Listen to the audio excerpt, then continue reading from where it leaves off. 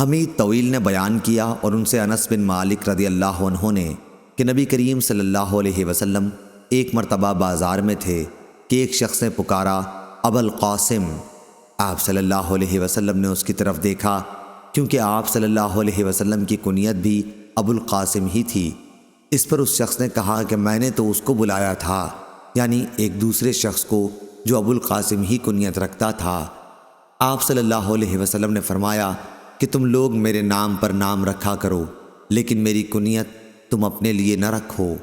صحیح بخاری حدیث نمبر 2120۔ زہیر نے بیان کیا ان سے حمید نے اور ان سے انس رضی اللہ عنہ نے کہ ایک شخص نے بقیع میں کسی کو پکارا اے ابو القاسم۔ نبی کریم صلی اللہ علیہ وسلم نے اس کی طرف دیکھا تو اس شخص نے کہا کہ میں نے آپ کو نہیں پکارا، اس دوسرے آدمی کو پکارا تھا۔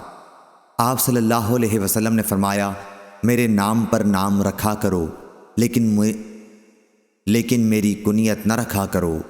صحیح بخاری حدیث نمبر 2121۔